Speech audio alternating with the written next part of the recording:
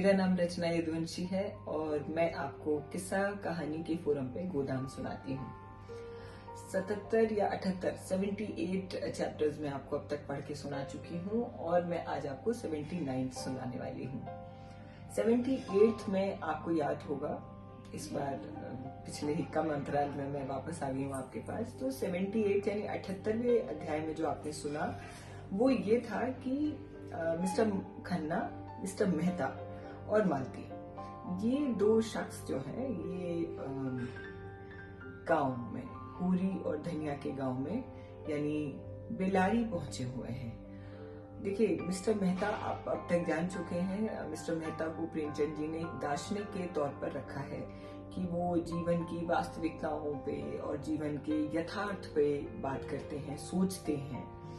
Miss मालती जो है वो अब तक बहुत उलट रही और मिस मालती का जो रेखांकन प्रेमचंद जी ने किया है वो उससे आप अंदाजा लगा चुके होंगे कि वो बहुत अति आधुनिक महिला, अपने अधिकारों के प्रति सजग, बहुत मॉडर्न मेकअप और भोग विलास से परिपूर्ण डॉक्टर हैं वो पेशे से, तो बहुत ज्यादा पढ़ी लिखी हैं, बहुत मॉडर्न भी हैं। लेकिन अगर आपने ध्यान से सुना होगा अब तक, प्रेमचंद जी ने मालती और मेहता जी की केमिस्ट्री पे खासा लिखा है।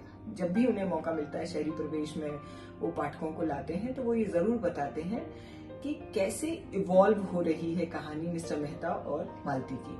मालती को अभी तक बहुत उच्छृंखल और बहुत आजाद ख्याल युवती के रूप में प्रेमचंद जी पेश करते आए हैं और उन्होंने एक जगह तो पिछले पृष्ठों में कहीं तितली भी लिखा है उनको कि वो तितली की तरह हैं कि इस फूल से उस फूल पे, उस फूल से उस फूल पे, और वो चूंकि सुंदर भी हैं, खूबसूरत हैं, तो उन्होंने मतलब तितली की उपमा दी थी उनको।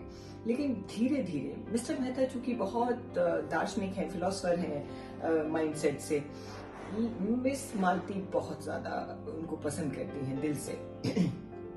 लेकिन वो अभी तक कामयाब नहीं हो पाई मिस्टर मेहता को उस तरीके से आकर्षित करने में।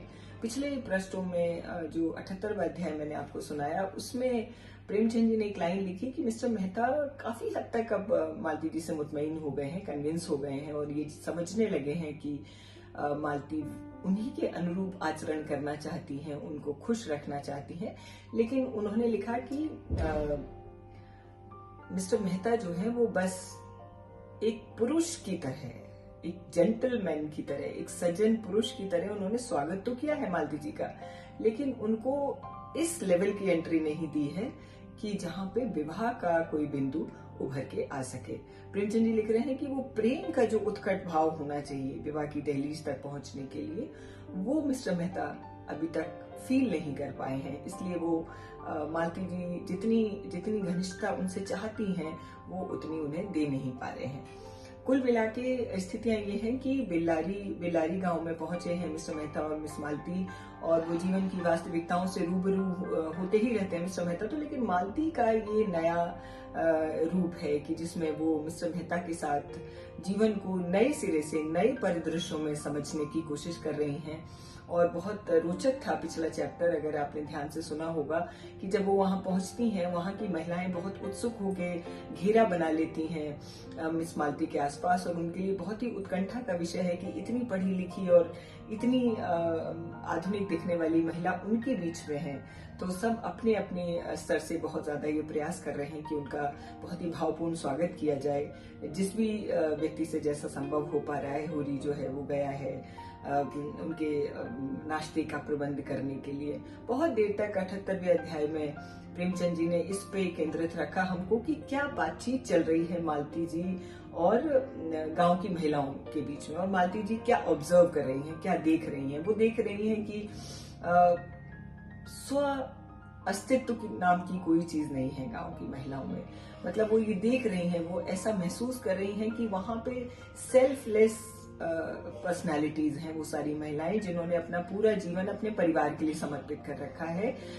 यहाँ तक कि प्रेमचंद जी लिख रहे हैं कि उनके पति के रूप में, उनके पुत्र के रूप में उनका अपमान भी होता है महिलाओं का, लेकिन उनको ये भावना अभी तक नहीं आई है कि वो किसी भी तरीके के अपमान और घुटन को स्वीकार करने के बाद वो उससे खुद को अलग कर लें, वो वहीं उसी परिवेश में रह करके भी सारे जीवन की सारी विसंगतियां झेलते हुए भी वो वहीं रहना चाहती हैं, अपनापन लगातार देती रहती हैं। बीच बीच में उनके वो रोज की बात है कि किसी से झगड़ा हो गया, किसी से तनाव हो गया, लेकिन वो उससे विलग नहीं होना चाहती। उनमें ये कोई भावना नहीं है कि मैं ये हूं तो मुझे मेरे पति ने या मेरे पुत्र ने या किसी और ने ऐसा कैसे कह दिया। वो लड़ लेती हैं, वो रो लेती हैं, वो वहीं परेशान हो लेती हैं, आपस में बातचीत कर लेती हैं, लेकिन वो वहां से जाना नहीं चाहती, उस परिवेश से खुद को अलग नहीं करना चाहती। यह मालती जी के लिए बहुत, जिसको कहना चाहिए, विस्मयकारी एक डायमेंशन है गांव का, और वो बहुत खुश हो रही हैं। इसके साथ ही प्रेमचंद जी हमें बता रहे थे कि वो चूंकि डॉक्टर हैं तो कई चीजों पे, बच्चों के स्वास्थ्य पर, नारी स्वास्थ्य पर वो बहुत सारा ज्ञान दे रही हैं गांव की महिलाओं को, लेकिन साथ साथ में पैरेलल जो महसूस कर रही हैं गांव की महिलाओं की जो एनर्जी, जो ऊर्जा वो महसूस कर रही हैं, उससे वो बहुत, कहना चाहिए कि बहुत अलाइव महसूस कर रही हैं। और कभी किसी स्त्री के बच्चे को लेकर वो खिलाने लगती हैं, और जब मेहता जी ये देखते हैं तो उन्हें बड़ा अच्छा लगता है। तो ये सब चल रहा है कि मेहता और मालती जो है वो बेलारी गांव में है और रात गुजारेंगे, और वहीं बैठे हैं मालती जी महिलाओं के बीच में और मेहता पुरुषों के बीच में। मैंने आपको यहीं छोड़ा था कि ये सब चल रहा था और ये सब लंबा चलेगा। तो अब मैं इसी में आपको 79th चैप्टर में आगे क्या कुछ लिख रहे हैं प्रेमचंद जी, वो मैं आपको सुनाती हूँ। उधर मेहता खाट पर आसन जमाए किसानों की कुश्ती देख रहे थे मिर्जा जी को, और सोच रहे थे कि मिर्जा जी को साथ क्यों नहीं ले लिया, नहीं उनका एक और जोड़ हो जाता। उन्हें आश्चर्य हो रहा था कि ऐसे प्रौढ़ और निरीह बालकों के साथ शिक्षित कहलाने वाले लोग निर्दयी हो जाते हैं। अज्ञान की भांति ज्ञान भी सरल, निष्कपट और सुनहले स्वप्न देखने वाला होता है। मानवता में उसका विश्वास इतना दृढ़, इतना सजीव होता है कि वह इसके विरुद्ध व्यवहार को अमानुषीय समझने लगता है। वह ये भूल जाता है कि भेड़ियों ने भेड़ों की निरीहता का जवाब सदैव पंजे और दांतों से दिया है। वह अपना एक आदर्श संसार बनाकर उसको आदर्श मानवता से आबाद करता है और उसी में मगन रहता है। यथार्थता कितनी अगम्य, कितनी दुर्बोध, कितनी अप्राकृतिक है, उसकी ओर विचार करना मुश्किल हो जाता है। मेहता जी इस समय इन गवानों के बीच में बैठे हुए इसी प्रश्न को हल कर रहे थे कि इनकी दशा इतनी दयनीय क्यों है। वे इस सत्य से आंखें मिलाने का साहस नहीं कर पा रहे थे कि इनका देवत्व ही इनकी दुर्दशा का कारण है। काश ये आदमी ज्यादा और देवता कम होते तो यूं ना ठुकराए जाते। देश में कुछ भी हो, क्रांति ही क्यों ना आ जाए, इनसे कोई मतलब नहीं।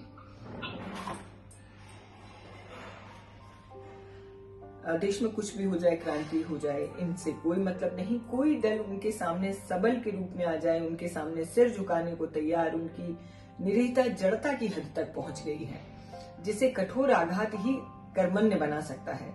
उनकी आत्मा जैसे चारों ओर से निराश होकर अब अपने अंदर ही टांगे तोड़कर बैठ गई है। उनमें अपने जीवन की चेतना ही जैसे लुप्त हो गई है। संध्या हो गई थी। जो लोग अब खेतों में काम कर रहे थे वो भी दौड़े आ रहे थे। इस समय मेहता ने मालती को गांव की कई औरतों के साथ इस तरह तल्लीन होकर बच्चे को गोद में लिए देखा मानो वह भी उनमें से एक है। मेहता का हृदय आनंद से गदगद हो उठा। मालती ने एक प्रकार से अपने को मेहता पर अर्पण कर दिया था। इस विषय में मेहता को अब कोई संदेह नहीं था, मगर अभी तक उनके हृदय में मालती के प्रति वह उत्कट भावना जागृत न हुई थी, जिसके बिना विवाह का प्रस्ताव करना उनके लिए हास्यजनक था।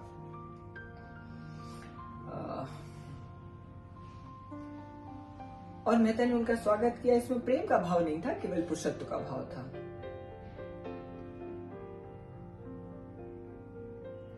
अगर मालती उन्हें इस योग्य समझती हैं कि उन पर अपनी कृपा दृष्टि फेरें, तो मेहता उनकी इस कृपा को अस्वीकार नहीं कर सकते थे। इसके साथ ही वे मालती को गोविंदी के रास्ते से हटा देना चाहते थे, और वे जानते थे कि मालती जब तक पांव आगे नहीं जमा लेगी, वो पिछला पांव उठाएगी नहीं। मालती के साथ छल करके वे अपनी नीचता का परिचय कर दे रहे थे। इसके लिए उनकी आत्मा उन्हें बराबर धिक्कार रही थी, मगर ज्यों-ज्यों वे मालती को निकट से देखते थे, उनके मन में आकर्षण तो बढ़ रहा था। रूप का आकर्षण तो उन पर कोई असर नहीं कर सकता था, यह गुण का आकर्षण था। वो जानते थे कि जिसे सच्चा प्रेम कह सकते हैं, केवल एक बंधन में बंध जाने के बाद ही पैदा होता है। इसके पहले जो प्रेम होता है वो रूप की आसक्ति मात्र होता है, जिसका कोई टिकाव नहीं। मगर इसके पहले वो निश्चित कर लेना तो कर ही लेना था कि जो पत्थर साहचर्य के खराद पे चढ़ेगा उसमें खरादे जाने की क्षमता या है या नहीं। खराद माने उसको जब शेप किया जाता है स्कल्प्ट करके। सभी पत्थर तो खराद पर चढ़कर सुंदर मूर्तियां नहीं बना पाते। इतने दिनों में मालती ने उनके हृदय के भिन्न भिन्न भागों में अपनी रश्मियां डाली थी, पर अभी तक वो केंद्रित होकर इस ज्वाला के रूप में न फूट पड़ी थी जिससे उनका सारा अंतःस्थल प्रज्वलित हो उठता। आज मालती ने ग्रामीणों से मिलकर और सारे भेदभावों को मिटाकर इन रश्मियों को मानो केंद्रित कर लिया था और आज पहली बार मेहता को मालती से एकात्मता का अनुभव हुआ था। जो ही मालती गांव का चक्कर काटकर लौटी, उन्होंने उसे साथ लेकर नदी की ओर प्रस्थान किया। रात यहीं काटने का निश्चय हो गया था। मालती का कलेजा न जाने क्यों आज धक धक कर रहा था। मेहता के मुख पर आज उन्हें एक विचित्र ज्योति और इच्छा झलकती हुई नजर आ रही थी। नदी के किनारे चांदी का फर्श बिछा था और नदी रत्न जटित आभूषण पहने मीठे स्वरों में गाती चांद को और तारों को सिर झुकाए नींद में माते वृक्षों को अपना नृत्य दिखा रही थी। मेहता प्रकृति की उस मादक शोभा से जैसे मस्त हो गए, जैसे उनका बालपन अपनी सारी क्रीड़ाओं के साथ लौट आया हो। बालू पर कई कुलाटे मारी, फिर दौड़े हुए नदी में जाकर घुटनों तक पानी में खड़े हो गए। मालती ने कहा, पानी में न खड़े होइए, कहीं ठंड लग सकती है। मेहता ने पानी उछालकर कहा, मेरा तो जी चाहता है कि नदी के उस पार मैं तैर कर चला जाऊं। नहीं नहीं, पानी से निकल आइए, मैं जाने नहीं दूंगी। तुम मेरे साथ नहीं चलोगी उस सूनी बस्ती में जहाँ सपनों का राज्य है? मुझे तो तैरना भी नहीं आता। अच्छा आओ एक नाव बनाएं और उस पर बैठकर चलें। खासा रोमांटिक सीन क्रिएट कर दिया है प्रेमचंद जी ने। जब वो बाहर निकल के आए, आसपास बड़ी दूर तक झाऊ का जंगल खड़ा था। मेहता ने जेब से चाकू निकाला, बहुत सी टहनियां काट कर जमा की। कगार पर सरपत के झूठ खड़े थे। ऊपर चढ़कर सरपत का एक गट्ठा काट लाए और बालू के फर्श पर बैठकर सरपत की रस्सी बांटने लगे। ऐसे प्रसन्न थे मानो स्वर्गारोहण की तैयारी कर रहे हों। कई बार उंगलियां चिर गईं, खून निकला। मालती बिगड़ रही थी, बार बार गांव लौटने का आग्रह कर रही थी, पर उन्हें कोई परवाह नहीं थी। वही बालकों सा उल्लास, वही अल्लड़पन, वही हठ, दर्शन, विज्ञान सभी इस प्रवाह में बह गए।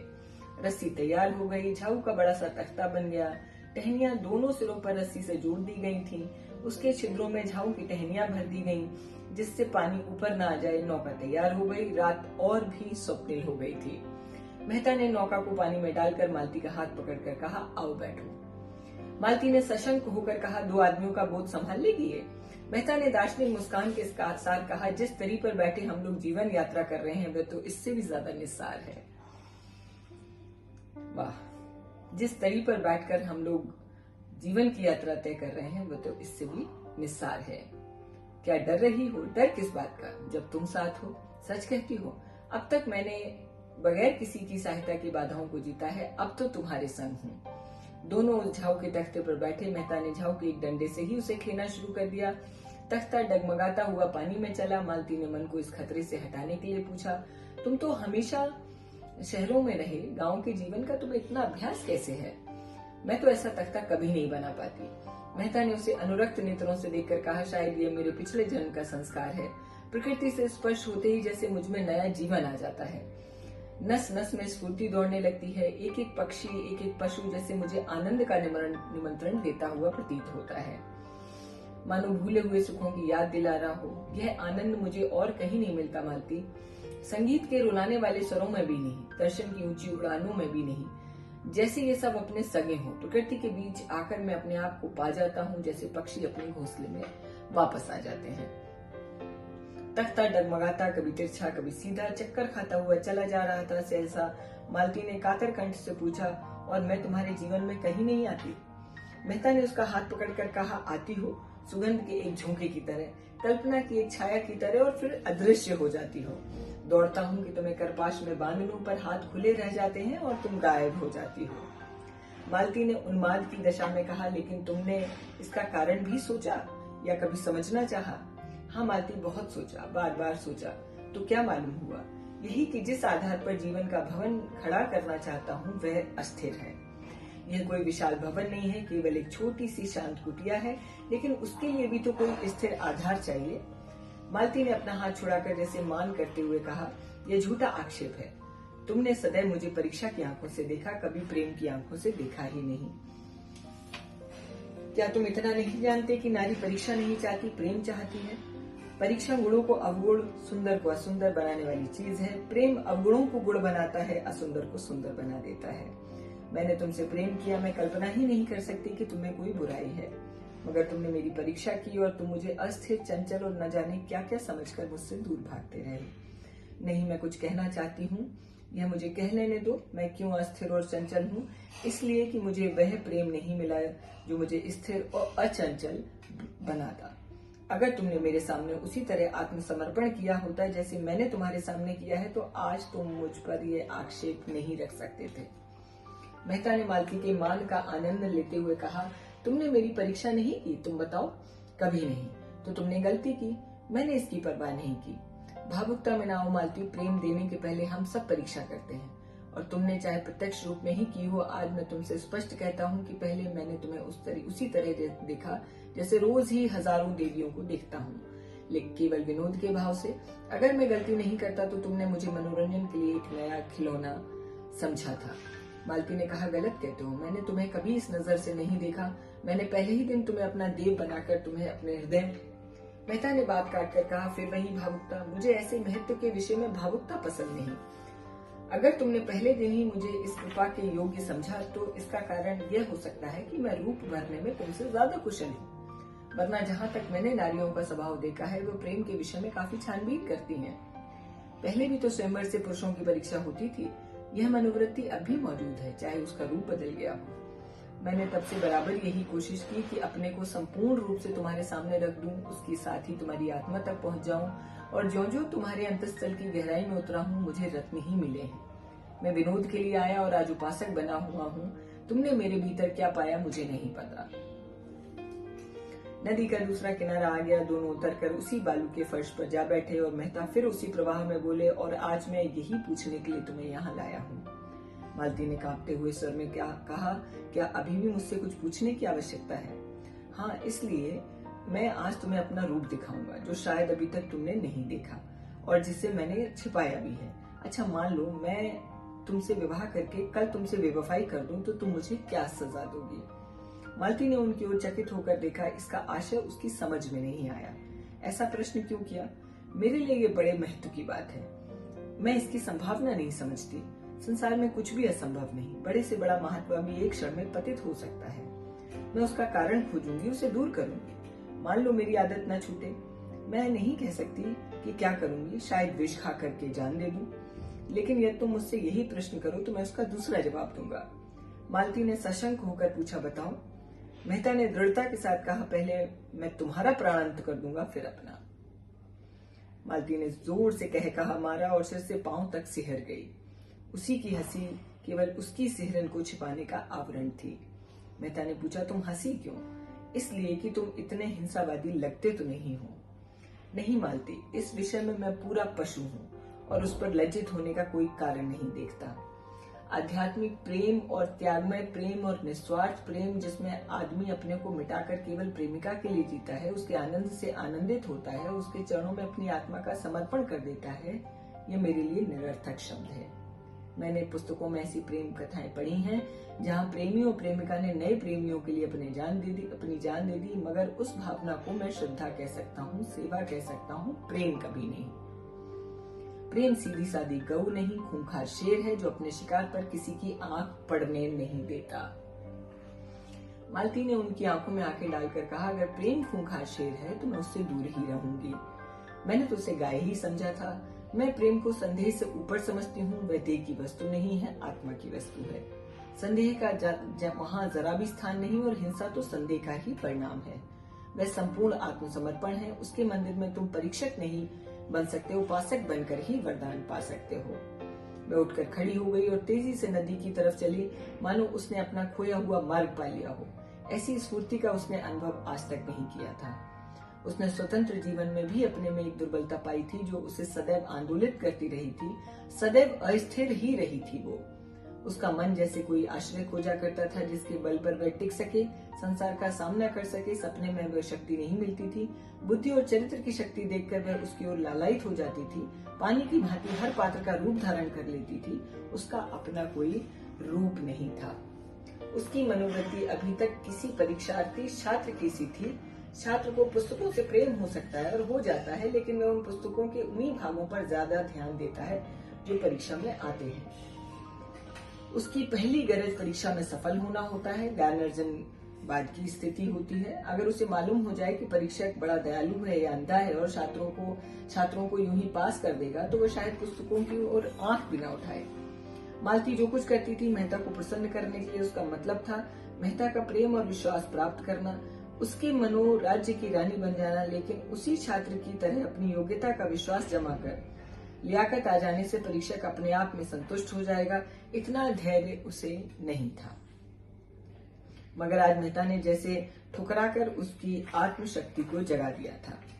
मेहता को जब से उसने पहली बार देखा था, तभी से उसके मन में उनकी ओर झुकाव था।